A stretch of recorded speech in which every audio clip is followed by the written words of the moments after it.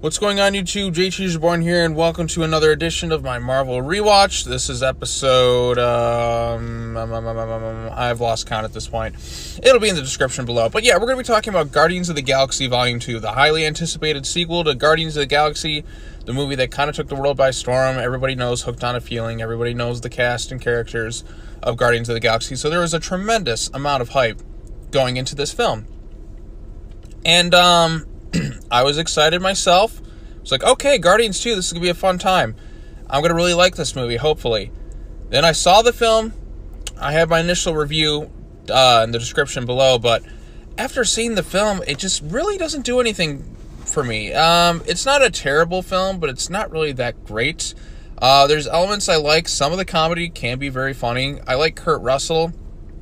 I think he's a better antagonist, but still not like an all-time great villain. Nothing even close to like a Loki or a Thanos.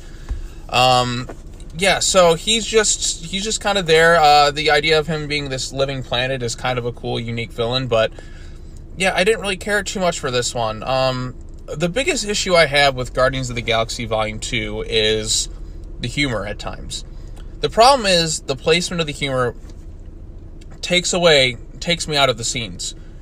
Yeah, there will be a funny joke, but like when there's a scene that should have some emotional resonance, like the moment where Ego tells Peter Quill that, hey, I just killed your mom, immediately, 5 seconds later, he turns into David Hasselhoff. So all the emotion that's in the scene, like all the serious emotion about like Peter finding out about his mom dying, completely gone. You eviscerated. You couldn't, stay serious for 5 fucking minutes. No, you had to throw in this fucking joke where he turns into David Hasselhoff, and it's funny.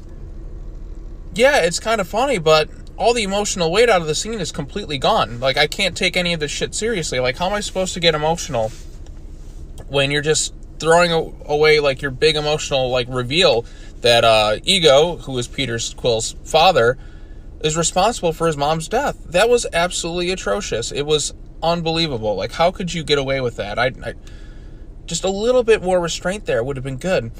And then in terms of the plot of this one, it's not as good as the first film. The first one had like this big sense of we're coming together. We got to get the orb, which is the Power Stone. We got to stop Ronan. We got to save the world.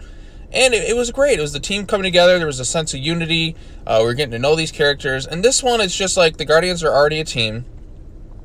Then just sort of the plot just kind of just random events just kind of get tied together. That's how I describe the plot of this film. So we got the Guardians. They are on their mission. They just steal some batteries for whatever reason.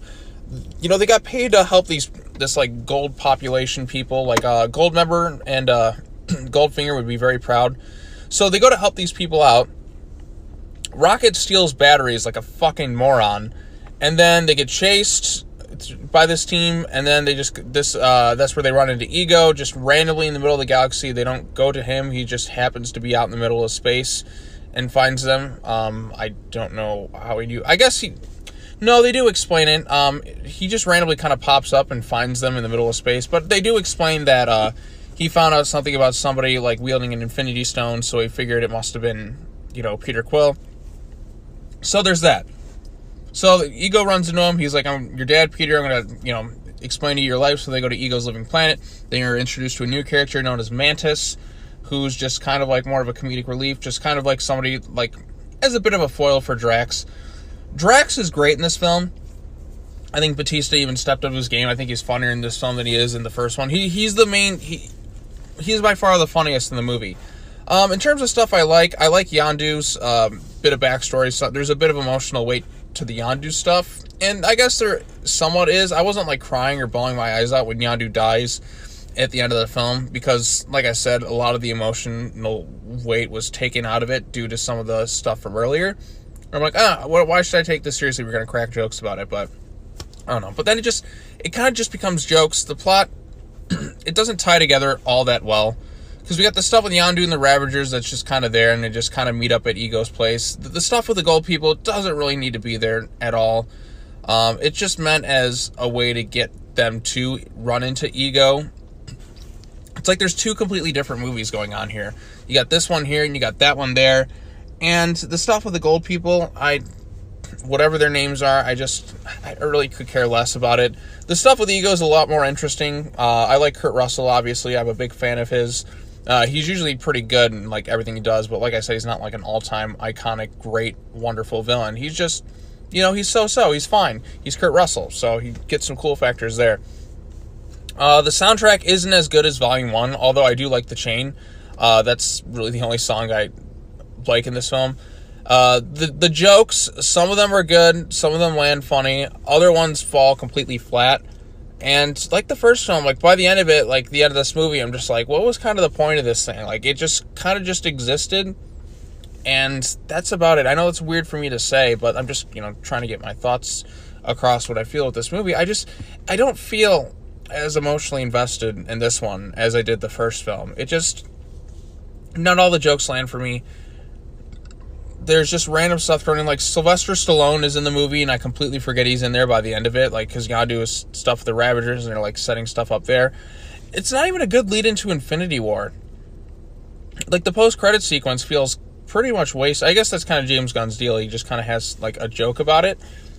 But the post-credit sequence honestly should have been Thanos coming in there and decimating Xandar. That would have been cool. Because, like, at the beginning of Infinity War, you see him, he's got the Power Stone, which was held on Xandar. How cool would it have been if we saw Thanos just going in there, just decimating Xandar, and that was the end of that sequence. And then it leads straight into Thor Ragnarok. It goes into Thor Ragnarok, where we see him going from there in that credit sequence, and then you see him in Infinity War, and you get to see him actually decimate Xandar. So everything that they fought for, everything that they saved was completely ruined. The thing that brought the Guardians of the Galaxy together was completely destroyed. I think that would have been cool to see. And it would have carried a lot of emotional weight going into the next batch of movies, but no, instead we get Groot playing on his video game, and then we get some David Hasselhoff stuff, and I don't know about you, but I could care less about David Hasselhoff in this movie. I mean, he's the Hoff, but really that's about it for me. So I'm not too huge a fan of Guardians of the Galaxy Volume 2. Is it a terrible film? No, it's not as good as the first film. It's one of the kind of, like, middle-of-the-road Marvel films. Like, if I don't see this movie ever again, I'll be completely okay with it. I will say one thing, though. The de-aging effects on Kurt Russell look incredible, and it makes me just want to see Kurt Russell take on, like, roles of, like, younger actors again, too. I think they'd be kind of cool. But, yeah, it's some neat ideas. Some of the comedy's funny, like especially with Drax, but like the stuff with the gold people, it doesn't need to be there at all. It's just like it just felt like an excuse to get them to be chased by them, because they were hired by these people to take out some weird creature, and fucking Rocket steals batteries just because. There's no reason for it. He just wants to steal batteries, and that's our plot. That's the whole reason they're getting chased down this whole movie. Like, get these fucking people off the movie. There's no reason they should be here. Yeah, but that's that. Alright, that's going to wrap it up for my thoughts on Guardians of the Galaxy Volume 2. Thank you so much for watching. I'll see you guys next time as we talk about Spider-Man Homecoming.